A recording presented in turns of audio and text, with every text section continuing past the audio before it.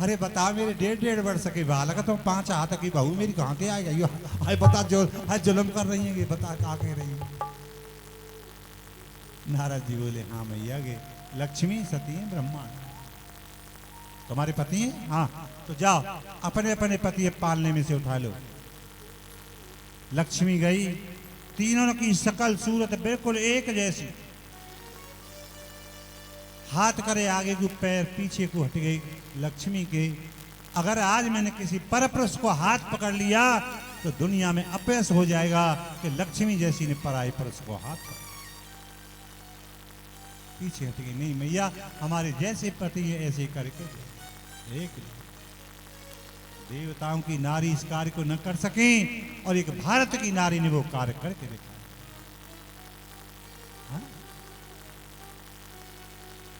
फिर वही संकल्प उठायो, जल के छींटा मारे, तीनों ही देवता पुष्ट है।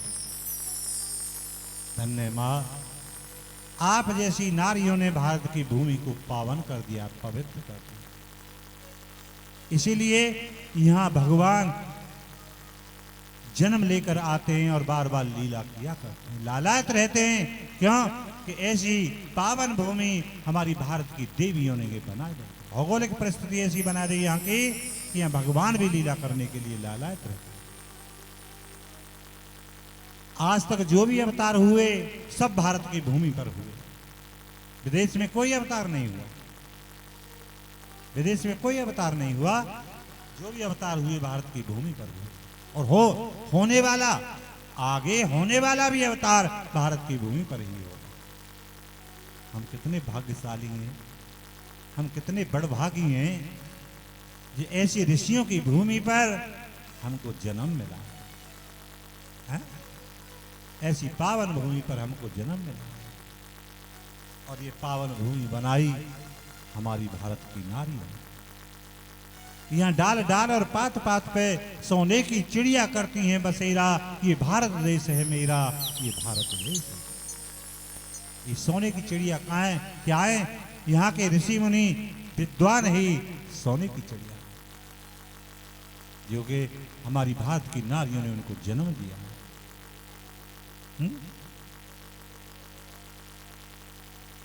इसलिए कहा जाता है भारत माता की। तुमने सुना है कभी इंग्लैंड माता की है? अमेरिका माता की सुना है? नहीं सुना हो। केवल विश्व में एक देश भारत ही ऐसा जिसके पीछे माता शब्द लगाया जाए, भारत माता। इस तरह से महाराज ये सब कौतुक किया है। तो किसने किया है? अनुसुईया ने कौतुक करके पावन बनाया भारत की भूमि को। एक बार अनुसुईया और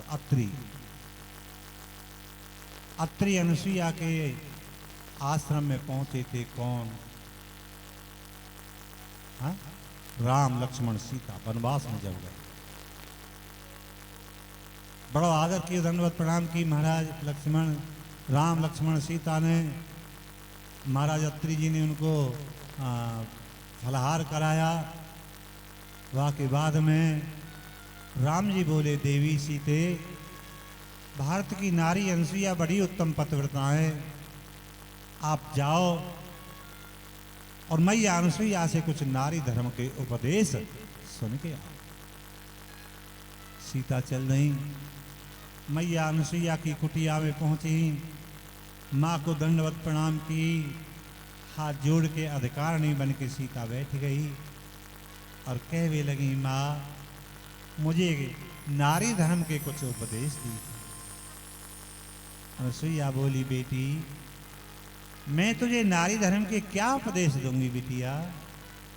सीता तुम तो साक्षात नारी धर्म की मूर्ति है, जो पति के चरणों की अनुगामिनी बन के बन को चली आई। मैं तुझे क्या उपदेश दे सकूंगी? हाँ, आपने पूछा है तो आपके माध्यम से भारत की अन्य नारियों को उपदेश जरूर मिल जाएगा। सीते, संसार में 4 प्रकार की नारी होती हैं। उत्तम, मध्यम, नीच और लघु, ये 4 प्रकार की नारी होती हैं।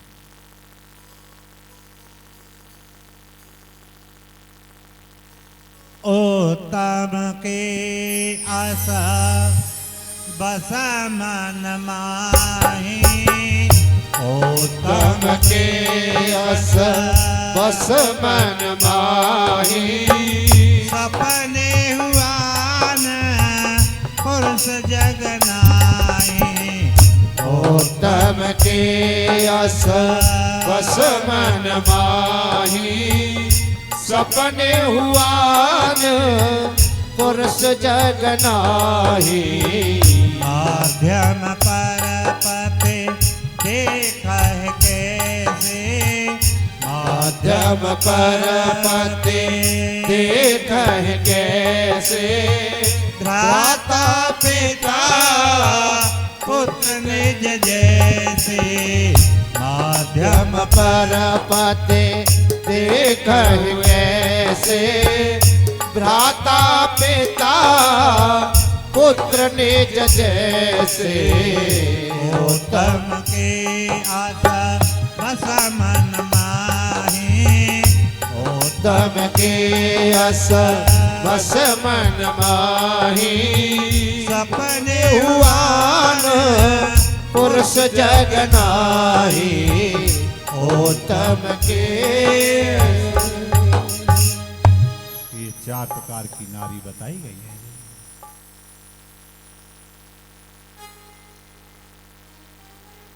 महाराज अत्रि ऋषि को नेम है गंगा स्नान करने को रोजाना। आज उनकी वृद्धावस्था है गई। गंगा थोड़ी हट गई है पीछे, और इतनी वृद्धावस्था है, चलते हैं तो शरीर कंपन करता है, शरीर कंपन करता है। अनुसुईया खड़ी देखती हैं और कहती हैं, माँ गंगे, तेरी गोद में स्नान करते करते मेरे पति को जीवन जा रहा है माँ। आज बुढ़ापे में इनको नेम टूट जाएगा, और एक दिन वो होगा कि ये गंगा तेरी गोद में स्नान के लिए नहीं पहुंच पाएगी।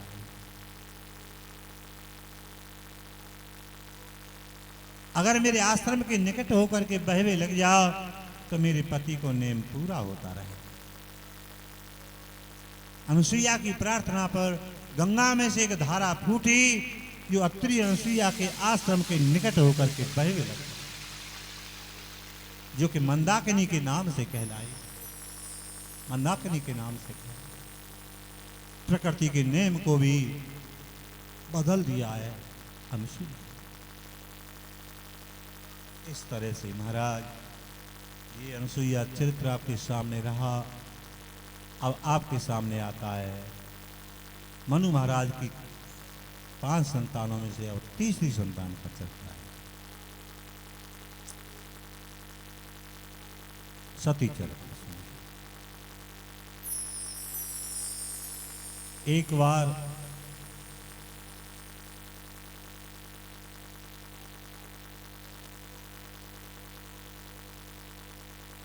सभी देवताओं ने मिलकर के दक्ष के लिए प्रजापति की पदवी दे दी,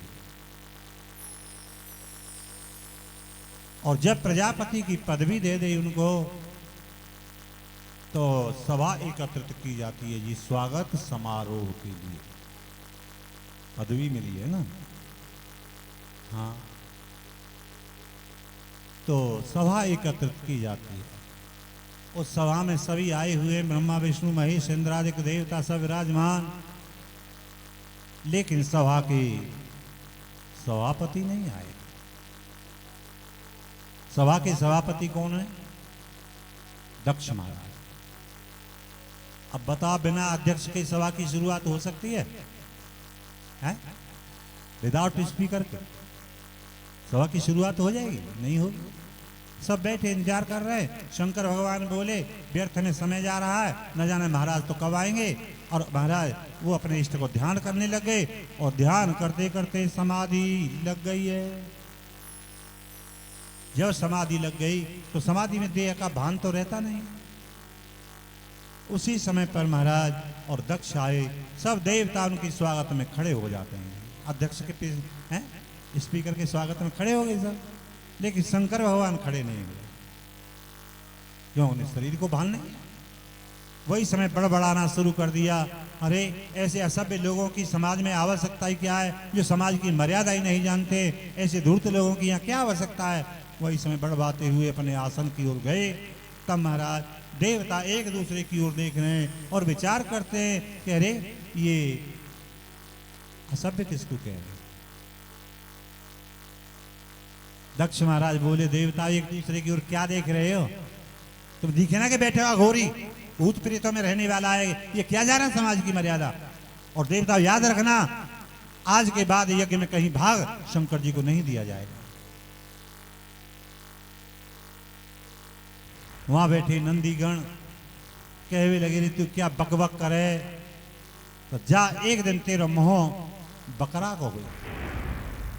अच्छा, तो अपने स्वामी को इतना ख्याल है तो जा एक दिन तेरो शरीर बैल को हो। अब बताओ जी कि स्वागत समारोह है रोए के साफ समारोह है रोए है? यहाँ तो साफ लग रहे एक दूसरे। समाधि टूटी बताई कि तुम्हारे ससुर साहब ने साफ दे दियो है। शंकर जी बोले, भैया बहुत अच्छी बात है, देखो दहेज में कुछ कमी रह गई होगी तो आज साफ दे दिया। अरे बताओ, अपने कलेजा का टुकड़ा बेटी उन्होंने हमें दे दी, अपनी दहेज में कमी रह गई होगी तो आज साफ दे दी उन्होंने हमें। पर हाँ, नंदी तुम्हें साफ दिया है ना, तुम्हें साफ दिया है कि तेरा शरीर बैल का हो जाएगा। तो आज से मैं नियम बना रहा हूं कि मेरे से पहले पूजा तुम्हारी होगी, मेरे से पहले पूजा तुम्हारी होगी। तो मंदिर में क्रम है जी पूजा का। गए हो कभी शिव मंदिर में? कितनी मूर्तियां होती है प्रधानतया? क्या मूर्ति होती है? ना करो पूजा करो ही ना हो, होश तो जब हो। 5 मूर्ति होती है, शिव पंचायतन बोला जाता है। सबसे पहले पूजा किसकी करनी है? गणेश जी की। दूसरे नंबर पर पूजा किसकी करनी है? जो बैल को स्वरूप है नंदीश्वर की। तीसरे नंबर पर पूजा करनी है कार्तिकेय जी की, जो 6 मुंह के खटानन बोले जाते हैं। चौथे नंबर पर पूजा किसकी करनी है? पार्वती मैया की। और 5वें नंबर पर शिवलिंग पे जल चढ़ाया जाता है। शिव की मूर्ति पे जल नहीं चढ़ता, शिवलिंग पे जल चढ़ाया जाता है। ये क्रम है पूजा का, ऐसी पूजा करनी चाहिए। तो शिव मूर्ति पे जल नहीं चढ़ता। तो इस तरह से कहने लगे कि मेरे से पहले पूजा तेरी। अब हमारे समाज में ऐसी भ्रांति है कि हमारी बहन बेटियों को शिवलिंग पे जल नहीं चढ़ाना चाहिए है?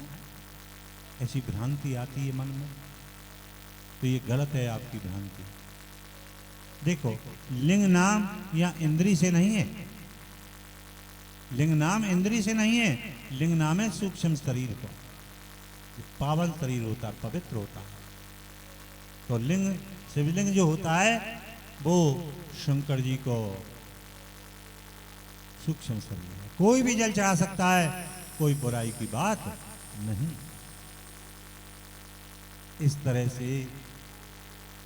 और महाराज सभा विसर्जित, वही सभा में कोई निर्णय नहीं हो पाया जी, सभा विसर्जित है कि सब चलेगा। कुछ समय के बाद देवता विचार करते हैं और महाराज दक्ष के पास गए, महाराज आपको यज्ञ अवश्य करनी चाहिए, क्योंकि यज्ञ से वर्षा होती है, वर्षा से अन्न आदि पैदा होता है, सब खुशहाल रहते हैं, इसलिए यज्ञ अवश्य होनी चाहिए। तो ठीक है, यज्ञ होगा और कनखल में होगा। निश्चित तिथि तारीख कर दी गई जी कनखल में यज्ञ के लिए। अब महाराज जितने भी रास्ता कनखल में प्रवेश करने के लिए सबको तोरण द्वारों से सजाया गया। चौक चौक पे कलश रखा जा रहा है। बड़े बड़े विद्वान। तो उस यज्ञ के प्रधान आचार्य कौन है जी यज्ञ कराने के लिए? दधीचि ऋषि। दधीचि ऋषि बोले शंकर भगवान नहीं आएंगे किसी यज्ञ में? कि बिल्कुल नहीं आएंगे, तो हम तुम्हारे यहाँ आचार्य पद स्वीकार नहीं करेंगे। तो कोई बात नहीं, भृगु ऋषि के लिए आचार्य पद दे दिया गया जी। तो इस तरह से महाराज सबके पास निमंत्रण पत्र भेजे जा रहे हैं, लेकिन शंकर जी के पास कोई निमंत्रण पत्र नहीं भेजा।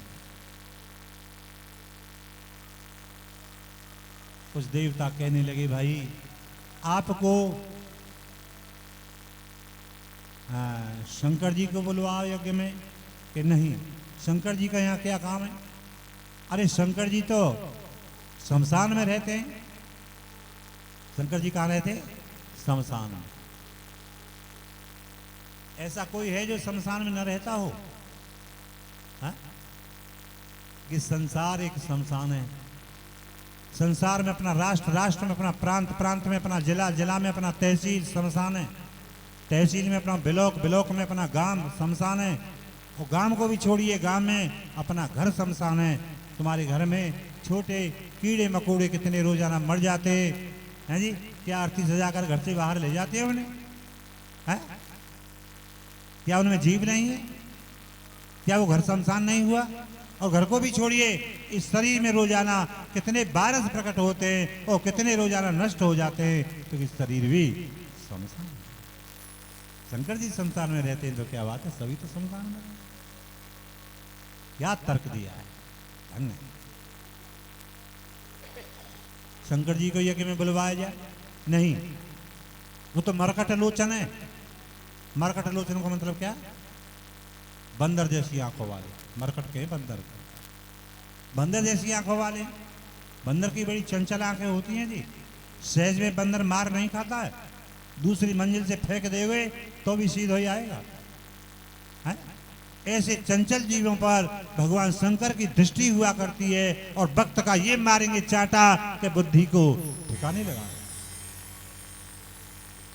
भाई शंकर जी को यज्ञ में बुलवाया जाए? अरे वो तो गुणहीन है, क्या करेंगे यहाँ शंकर जी? वो तो गुणहीन है। शंकर जी कौन, क्या बताएं? गुणहीन। देखो मूल प्रकृति के 3 गुण हैं, सतोगुण, रजोगुण, तमोगुण, है ना। और त्रिगुणात्मक ये प्रकृति है। त्रिगुणात्मक 3 गुणों से मिलकर हमारा शरीर भी बना हुआ है, लेकिन तीनों गुण भगवान शंकर की मुट्ठी में होते हैं। जब चाहते उसी गुण को स्वीकार कर लेते, इसलिए गुणातीत बोले जाते। आज महाराज कैलाश पर्वत पे पार्वती के लिए, सती के लिए कथा सुना रहे हैं। कथा सुना रहे बड़ी सुंदर। देवता और देवताओं की पत्नी मंगल गीत गाती हुई कैलाश के ऊपर होकर के जा रहे। अब सती को ध्यान कथा में न रह के कहां गए? जी विमानों की ओर। ये देवताओं की पत्नी सब कहां जा रही हैं?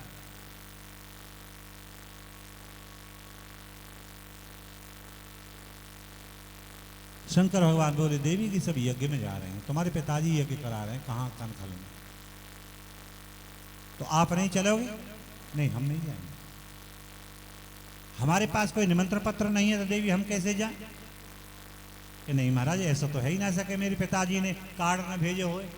अरे डाक गड़बड़ा गई है, पहुंची ना है डाक, तो चले चले कि नहीं देवी। हमारे बैर तुम्हें बिसराई, तुम्हारे पिताजी हमसे बैर विरोध मानते हैं, लेकिन हमारे कारण तुम्हारे पिताजी ने तुमको ही भुला दिया। महाराज अगर हम दोनों में से कोई भी नहीं गया तो एक चर्चा को विषय बन जाएगा, क्योंकि वहां पे मेरी सब बहनें आई होंगी, सब बहनों ही आए होंगे, रिश्तेदार आए होंगे, ऋषि मुनि संत महात्मा आए होंगे। एक चर्चा को विषय बनेगा कि भाई ससुर दामाद में कोई बात है गई ऐसी कि न तो बेटी आई न दामाद आए। तो घर की बात है महाराज, क्यों चर्चा को विषय बनाओ। तुम चले जाओ और तुम ना जाओ तो वो आज्ञा दे दे मैं चली जाऊं। देवी हम तो ये कहेंगे कि आपको भी जानो उचित नहीं। जो बिन बोले जाओ भवानी, जो बिन बोले जाओ भवानी, रहनशील सनेहन खानी, रहनशील सनेहन सानी। जो बिन बोले जाओ भवानी भवानी, जो बिन बोले जाओ भवानी, रहनशील सनेहन खानी, रहनशील सनेहन खानी। अगर बिना बुलाए जाओगी देवी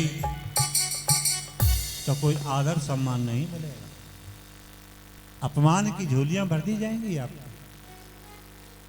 हम तो ये कहें कि आप भी मत जाओ। माँ की ममता, भाई ने कोई स्नेह खींच रहे हो हैं और कह रही है महाराज आप ना जाओ तो मुझे आज्ञा दे दे मैं चली जाऊं। हाँ? अरे दर्शन करे आऊंगी स्वामी, दर्शन करे आऊंगी, मेरे पिता ने यज्ञ किया है। दर्शन करे आऊंगी, मेरे पिता ने यज्ञ किया है। दर्शन करे आऊंगी, मेरे पिता ने यज्ञ किया है।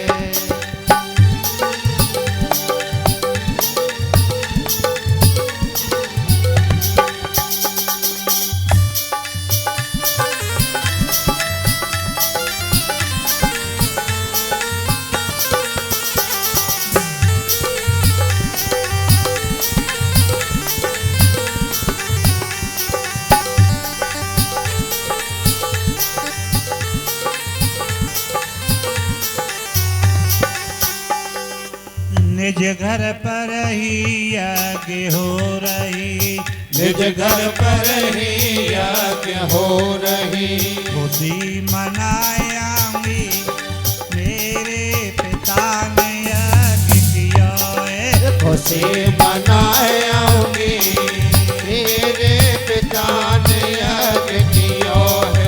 दर्शन कर आऊंगी, मेरे पिता ने यज्ञ किया है।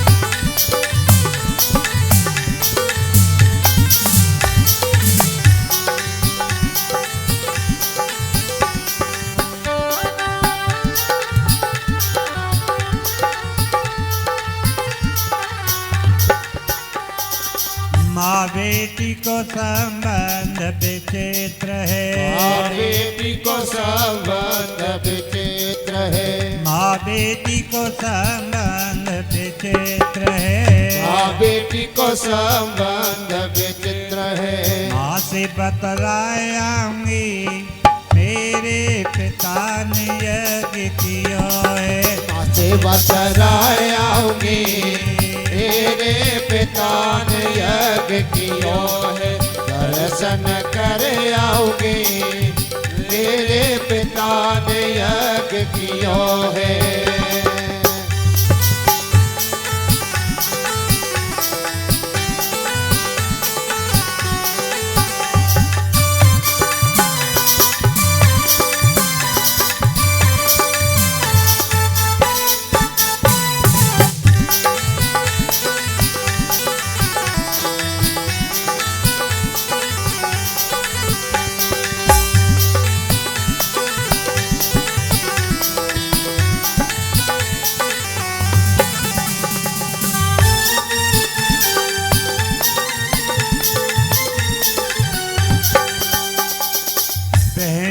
भैया लगते प्यारे, बहन को भैया लगते प्यारे, बहन को भैया लगते प्यारे, बहन को भैया लगते प्यारे।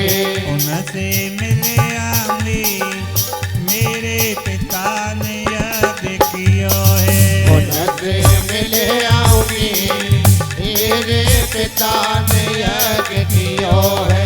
दर्शन कर आऊंगी मेरे पिता ने यज्ञ कियो है।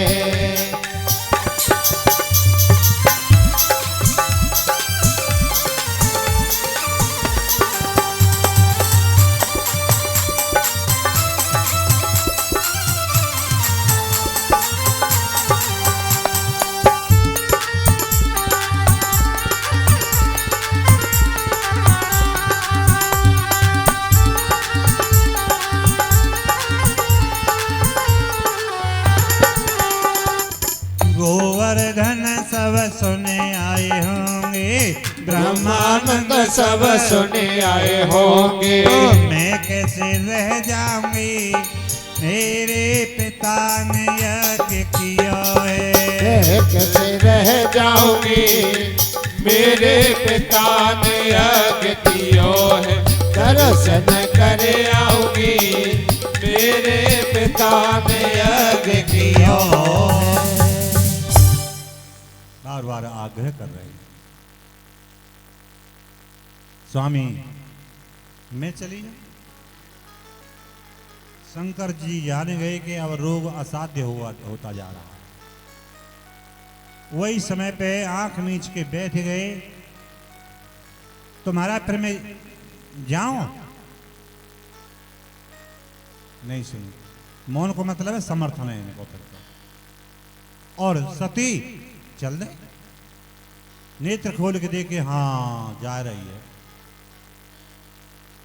विचार आया सती के कि वहां कोई आदर सम्मान नहीं हुआ और यहाँ भी पति नाराज रह गए, तो मेरो कहाँ ठिकाना, मेरो कहाँ होगा।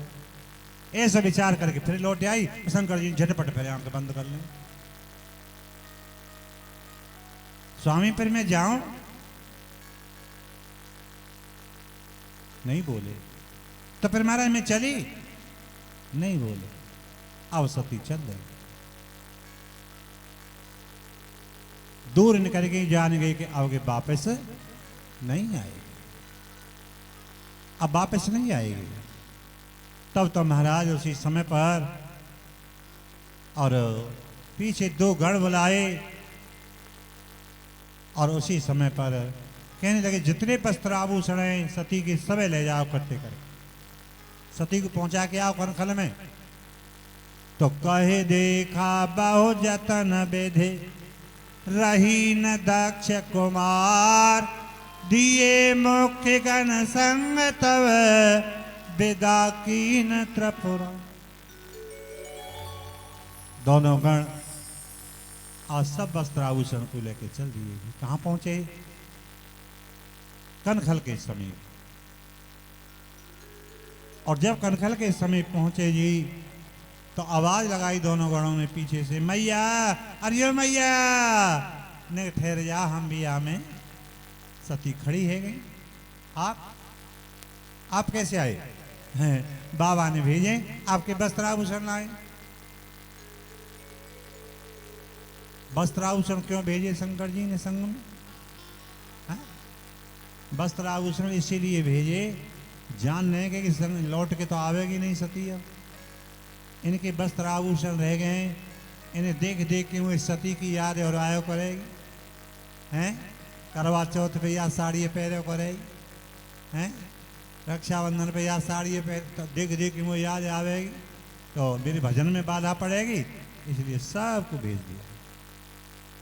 सती बोली रे, जब तुम्हारे बाबा मेरे संग ना आ सके तो फिर तुम ही क्या करोगे जाके? मैं चली जाऊंगी। सब सामान को पोटरा लेके सिर पे रख लियो, दोनों गण लौट आएगा। कनखल में प्रवेश कर गई सती, पर ख्याल आएगा हमारे पिताजी ने क्या किया है। एक निमंत्रण पत्र तक हमारे पास नहीं भेजा। आज मैं कैसे सिर पे सामान रख के ले जा रही हूँ। आज मेरे पति मेरे आगे आगे सूटकेस लेके चल रहे हों तो कितनी सुंदर शोभा बनती। पहुंच गई महलों में, सामान सब रख दियो, मैया के गले लगी, बहनों से मिली। बहन व्यंग बाण मार रही हैं, सती दीदी है, सती दीदी जीजा जी ने वस्त्र पहरवा शुरू कर दियो कि नंग धड़ंगे बावरिन की तरह घूमते रहे। हाथी कह रही सती दीदी कोई कोठरा बनवा लियो है, कैसी पहाड़ न पे शमशान में घूमते रहे। शब्दों के बाण मार रही है बहन, सबकी सुन रही है। मैया से बोली, मैया भैया कहाँ है? बेटी यज्ञशाला में काम संभाल रहे होंगे तो मैं उनसे मिले आऊँ। मिले आओ, यज्ञशाला की ओर चल रहे सती। और जैसे ही पहुंची सब भाइयों ने पीठ फेर ली। सती को देखते ही पीठ फेर ले। क्यों? कि दक्ष की विशेष हिदायत है, अगर भूल से यहां सती आ भी गई और मैंने किसी को बात करते देख लिया तो उसकी गर्दन काट दी जाए। विचार कर भी लगी, हमारे पिताजी ने हमें ना बुलाया ना सही, इन भैया के सहारे से बस्ती के रूह को देख जाए हो करती, और आज हमारे भाइयों ने भी पीठ फेर ली। अब हमारा कहाँ रहेगा? आगे बढ़ गई, आगे से दक्ष महाराज आ रहे हैं। सती को देखते ही आंखन में डोरा पड़ गए और कहने लगे, तू वह नंगा छोड़ के मेरे दरवाजे पे चली आई है? तेरे पास मेरे कोई निमंत्रण पत्र गया? तेरे पास मेरी कोई सूचना गई? हाँ, खड़ी की खड़ी रह गई। आज मोय अपनी बेटी नहीं मानते। आज एक अतिथि मानने से, यज्ञ में आए हुए अतिथि को कोई निरादर ना करे, जो तुमने मेरा निरादर किया है।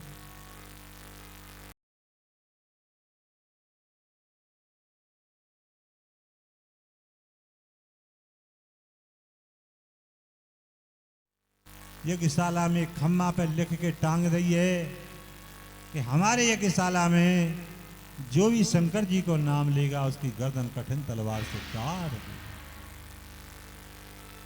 आज मेरे पति को नाम ले वो भी दुश्मन है। आखिर में आंसू आ गए कि मेरे पति ने मुझे कितना समझाया पर मैंने उनकी एक बात न मानी। मैं यहाँ चली आई और कहती जा रही है, स्वामी मुझे क्षमा कर देना, मैंने पग पग पे आपकी निंदा सुनी है, बुराई सुनी है मैंने आपकी, इसलिए कि मेरा शरीर बड़ा पापी है। आपके विरोधी पिता के रक्त से मेरो भी जन्म है, इसलिए मैं अब तुम्हें नहीं मिल पाऊंगा। स्वामी ये मिलन होगा तो कोई दूसरा नया जन्म मिलेगा, तब आपसे मिलन होगा, इसलिए मुझे क्षमा कर देना स्वामी, मुझे क्षमा कर। हवन कुंड के पास पहुंच गई है और जब हवन कुंड के पास पहुंची है जी, तब तो महाराज क्या किया, पाम के अंगूठा को रगड़ा मारे और धरती में एकदम योगाग्नि लगी और सती धू धू करके जलने लगी। धू धू करके जलने लगी है जी। हाहाकार मच गई। यज्ञ विध्वंस है, वो यज्ञ विध्वंस है।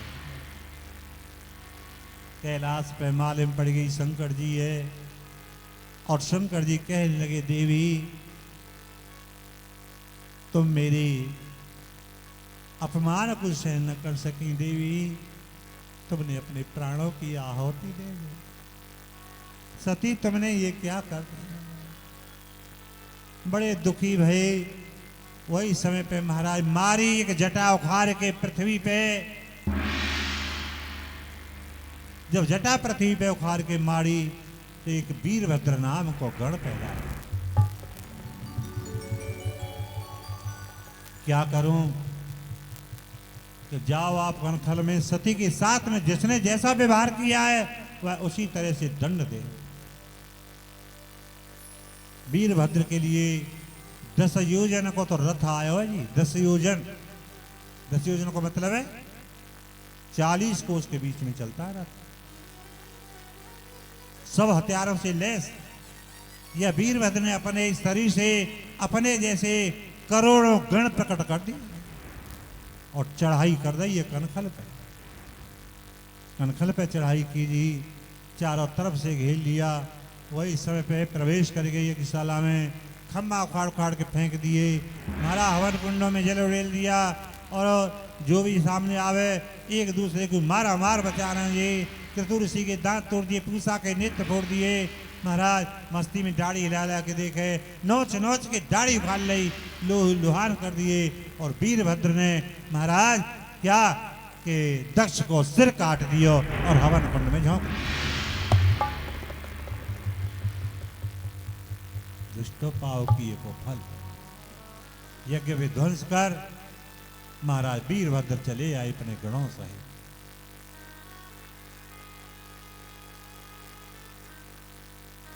अब महाराज सब घबरा गए, देवता भी घबरा गए कि आज से यज्ञ की मर्यादा समाप्त है। अब कोई आगे यज्ञ नहीं किया करेगा। क्यों? सब जान लेंगे यज्ञ में तो विघ्न बाधाएं आती हैं जी। क्या करोगे यज्ञ करके? कोई यज्ञ नहीं करेगा। यज्ञ नहीं होगी तो वृष्टि नहीं होती, वृष्टि नहीं होगी तो अन्न पैदा नहीं होगा, काल पे काल पड़ेंगे, भुखमरी मचेगी। इसलिए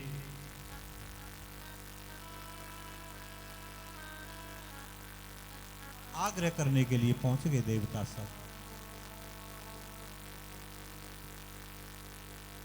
कहा कि भाई जिस कार्य में शंकर जी को नहीं मनाया जाएगा उस कार्य में तो विघ्न बाधाएं आया करती। जिस कार्य में शंकर जी को नहीं मनाया जाएगा, तुम्हारे बालकन के ब्याह हो, ब्याह ही है रहे जी, विवाह तो है ना रहे आजकल, है ना। तो बालक के ब्याह से पहले एक दिन पहले कहो करें कि हमारे यहाँ अछूतो होगो, बूढ़ो बाबू पूजेगो। तुम्हारे यहाँ जन पूजे कि ना पूजे है जी? पूजे पूजे। अच्छा, तो कि बूढ़ो बाबू कौन है? कि बूढ़ो बाबू कौन है? शंकर जी हैं, शंकर जी हैं। बालक के ब्याह से एक दिन पहले मना लें कि हमारे बालक के ब्याह में कोई विघ्न बाधा ना आए। आज महाराज विचार किया कि चलो शंकर जी को मनाए के लाए। काम बिगड़ गए तो चलो शंकर जी को मना के लाएंगे, है ना। और इससे पहले देवता ने बगावत नहीं की कि शंकर जी नहीं आएंगे तो यज्ञ नहीं होगा शुरू, लेकिन काम बिगड़ गए तो चलो मना के लाएंगे, है जी। देवता आते, भगवान शंकर को दर्शन बहुत सरल है जी। भगवान शंकर को दर्शन बहुत सरल है। रात्रि के 12 बजे जाओगे, शंकर दादा को दरबार तुम्हें खुलो मिलेगा। दर्शन करो, पूजा करो। और किसी मंदिर में जाओगे तुम्हें समय से जाना पड़ेगा। जाइए हमारे वृंदावन में, रास विहारी के मंदिर में जाइए, चैन विहारी के मंदिर में जाइए, छैल विहारी के मंदिर में जाइए, बांके विहारी के मंदिर में जाइए, राधा कृष्ण के मंदिर में जाइए, सीताराम के मंदिर में जाइए, लक्ष्मी नारायण के मंदिर में जाइए। तुम्हें समय से जाना पड़ेगा। सुबह 9 से 12 दर्शन होगा, शाम को 6 से 9 बजे तक दर्शन होगा। समय चूक गए, आप कितना भी आग्रह करना पुजारी पट नहीं खुले। और मांगोगे वहां तो भगवान 70 बार सोचेंगे कि धन पैसा मांग रहे हो, दूं का ना दूं। जुआ शराब सट्टे में बर्बाद न कर दे, भगवान सोचेंगे। लेकिन शंकर भगवान हैं, जब चाहो जब दर्शन करो और जो चाहो सो ले। ऐसे अवरदानी है भगवान शंकर, जो चाहो सो ले। भैया मेरी तो कछु करियो, तू ले जा, है ना। एक कल्प की कथा आवे जी, एक कल्प की कथा आवे। एक दिन पार्वती बोली शंकर भगवान से कि महाराज बैकुंठ में लक्ष्मी रहती है, बड़ी सुंदर निवास स्थान है उनके। ब्रह्मलोक में ब्रह्माणी रहती हैं और हम ऐसे पहाड़ों पे शमशान में ऐसे घूमते रहें। एक महल बनवाए लो। देवी हम पे महल छोड़ेगा कौन? हमारी तो भगत ही ऐसी है ना महाराज। शंकर जी ने विश्वकर्मा को बुलाया कि भाई हमारी पार्वती जैसे नक्शा दे उनको उसी के अनुरूप महल बना के दे। विश्वकर्मा बड़े प्रसन्न भाई, आज सेवा को अवसर तो मिले। अब महाराज क्या किया, नक्शा पार्वती ने दिए, विश्वकर्मा महल बनावे लगे कि जल के बीचों बीच मेरा महल होना चाहिए, सब व्यवस्था महलों में हो। हाँ जी, तो बहुत सुंदर सोने को महल बनवाए गए। महल बन के तैयार। अब आती है बारी गृह प्रवेश की। गृह प्रवेश की बारी आती है जी, तो पार्वती मैया बोली कि महाराज शास्त्र को नियम है कि जब गृह प्रवेश होए तो पति पत्नी दोनों के वस्त्र नए होने चाहिए, ऐसा नियम है। अब आप तो पहनते हो बागंबर, ये तो नित्य नया हो रहे, लेकिन मेरे लिए तो वस्त्र चाहिए, मुझे तो बनवाओ, मुझे तो वस्त्र बनवा दीजिए। और वस्त्रों की मांग कर रही है, और क्या कह रही है, अरे भोले तनक सो काम हमारो नेक सो